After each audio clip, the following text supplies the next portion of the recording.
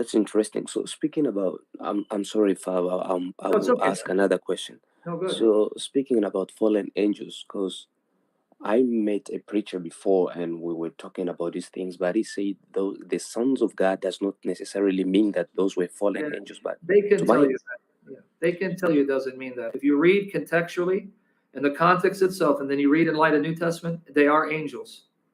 I'll prove it to you. If you go to Genesis 6, verses 1 and 2, open it up. Go to Genesis 6, 1 and 2. Genesis 6, 1 and 2. Now it Yep. came to pass when men began to multiply on the face Now, of the earth. slowly, because I'm going to unpack it for you. Notice it says men in general. Men, Mhm. not some men. It says men, right? Yes. Yeah. Had what? Began to multiply on the face of the earth, and daughters were born to them.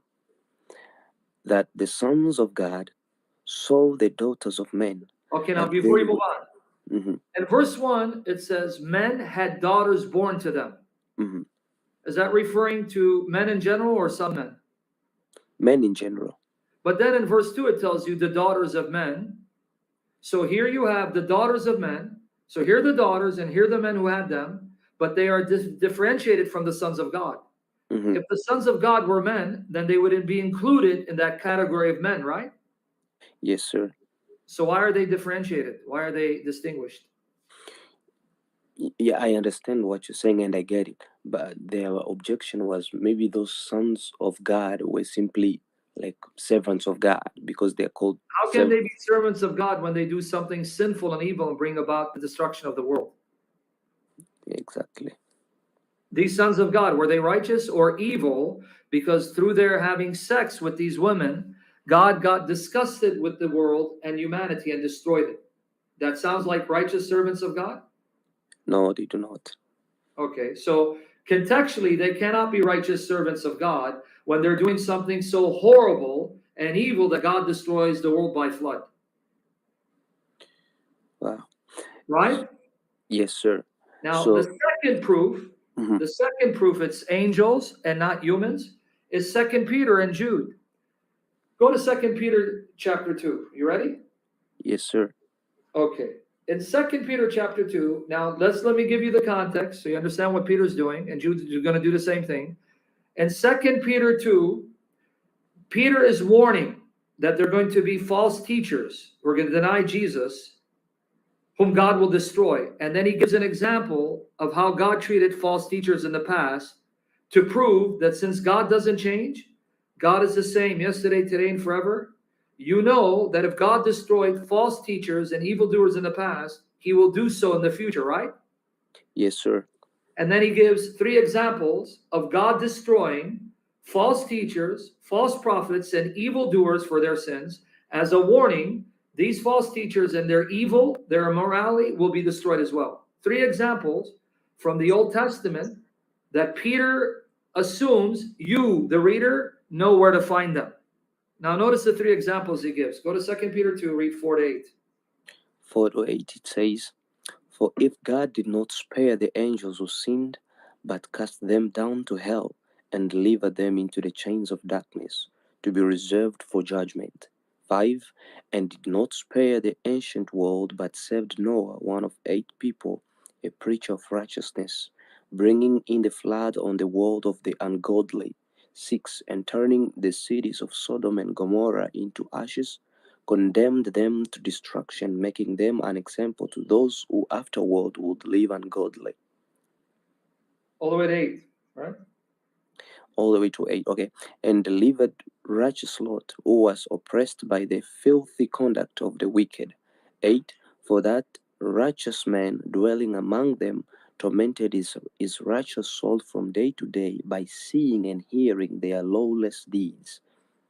Okay, now, not only is Lot called the righteous man who has a righteous soul and who was burning with anger what he was seeing, but notice these stories are to be found in the Old Testament. So we know Lot, Sodom, Gomorrah, that's Genesis 18:19, right? Yes, sir. We know Noah and the flood, that Genesis 6, 7, 8, right? Yes, sir. Where's the story of the angels? Come again. Where's the story of the angels? The story of the angels in the story of Sodom and Gomorrah? No, I'm not asking you to ask me. If Peter is telling you about stories in the Old Testament, how God destroyed the wicked and evil, and he gives you the story of Noah and the flood, well, you know where to find that, right? Yes. And he then tells you Sodom, Gomorrah, and Lot. You know where to find that, right? Yes, sir. But then Peter assumes you'll be able to find the story of angels being punished in the Old Testament. So where in the Old Testament do you find the story of angels being punished for sin? Where in the story of Noah when God brought the flood? There's only one, the sons of God story. Otherwise, Yes. what other story could Peter be appealing to as an example of even angels being punished for sin? There is no other place besides Genesis 6, Mm-hmm. right? Yes, sir. And we know that angels are called sons of God because in Job 38, verse 7, it says, when God laid the foundation of the earth and he created the foundation of the earth, it says, all the sons of God rejoiced with God when he created the earth. Well, there were no human beings at that time. Who were the sons of God that rejoiced when God created the earth before humans existed? Angels. Okay. And this is why some of the oldest Jewish interpretations even say the sons of God were angels. For example, the book of Enoch. If you read the book of Enoch, we found a section of Enoch in the Dead Sea Scrolls, and it's translated in English online. When you read the book of Enoch, a copy of it written in Hebrew before the time of Christ, you'll find that in Enoch, it even gives you the names of these angels. Yeah. Their names are. I've read it. Okay. So here now you have a Jewish source before the time of Christ that says those sons of God were angels. And now go to Jude, because Jude even quotes the book of Enoch. Go to Jude. It's one chapter, 25 verses. Mm-hmm.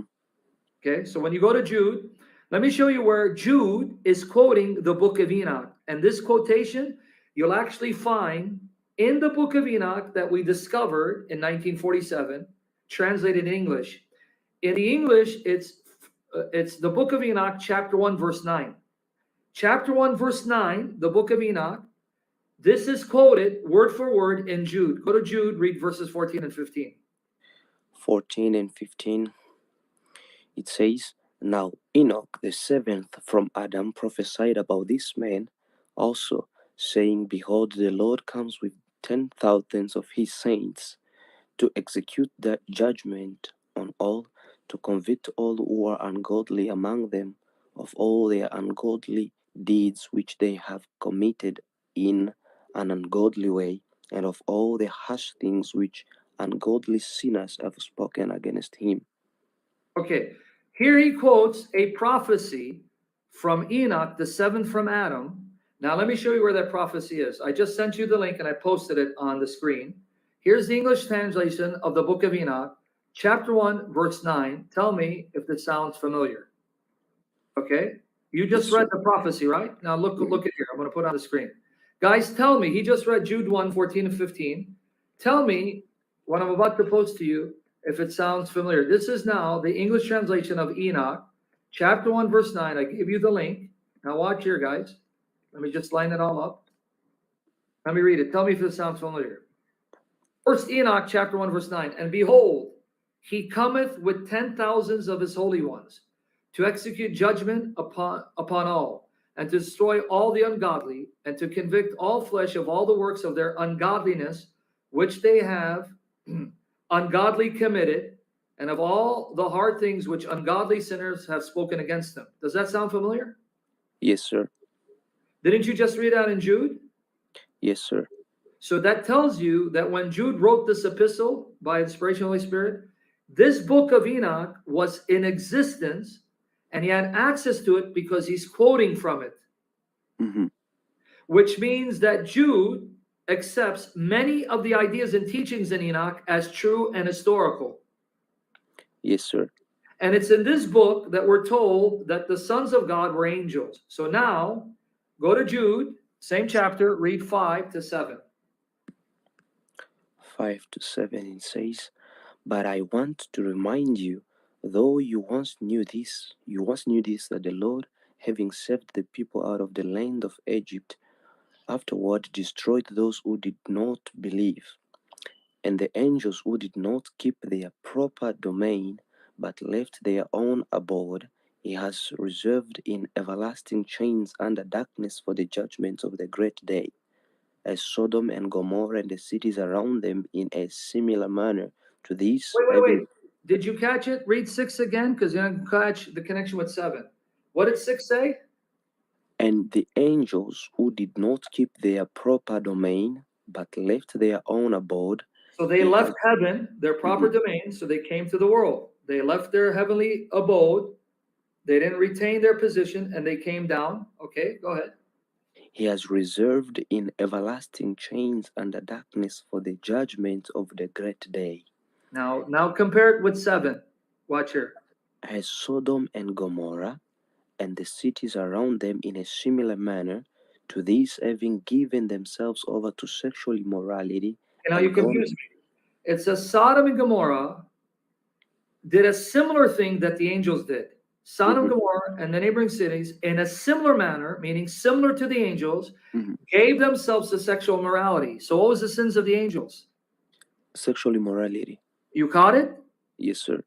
So Sodom and Gomorrah committed a similar sin to the angels. What was the sin of Sodom and Gomorrah? Sexual immorality, homosexuality, rape, and orgies.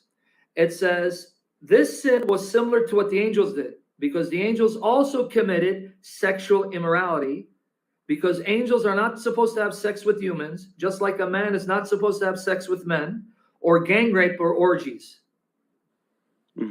But now let me ask you another question. The story of Sodom and Gomorrah is in Genesis 18:19, right? Yes, sir. The story of God, Jesus Christ our Lord, bringing Israel out of Egypt into the wilderness and then punishing them in the wilderness. Verse 5, that's in the book of Exodus, right? Yes, sir. So where do we find the story of the angels? Because Jude, like Peter, assumes you're going to find the story in your Old Testament. In Genesis? That's the only place. Now, here are the names of the angels according to Enoch. Here's the link again. Enoch, here it is, online for free, translate in English. Here it is, guys. Chapter 6. Here it is. I gave you the link. Let me post it. Chapter 6, it gives you their names. Here you go. I'm going to break it down in 2. Watch here. Okay. And it came to pass, when the children of men had multiplied, that in those days were born unto them beautiful and comely daughters, and the angels, the children of heaven, saw and lusted after them, and said to one another, come, let us choose us wives from among the children of men, and beget us children. And Semjaza, who was their leader, it even gives you their names, said unto them, I fear you will not indeed agree to do this deed, and I alone shall have to pay the penalty of a great sin. And they all answered him and said, let us all swear an oath, and all bind ourselves by mutual imprecations, meaning we'll call God's curse on us if we don't do this. Let me quote the rest of it, right? Not to abandon, here it goes, the rest of it, not to abandon this plan, but to do this thing. Then swear they all together and bound themselves by mutual imprecations, meaning invoking curses on them if they don't do this. And they were in all 200, so it even gives you the number 200, who descended in the days of Jared on the summit of Mount Hermon, and they called it Mount Hermon because they had sworn and bound themselves by mutual imprecations upon it. And these are the names of their leaders. Now it gives you the names of the angels. Sam Lazaz, their leader, Arakelba, Ramiel, Kokablil, Tamlil, Ramliel, Daniel, Ezekiel, Barakijiel, these names, Asail, Armaros, Batarel, Ananil, Zakiel, Samsapiel, Sataril, Turel, Jamjail, Saril. These are the chiefs of tens. There you go. Yes, sir. So I hope you got your answer. Yes, sir. I got my answer. Thank you very much. Any other questions, or this is it?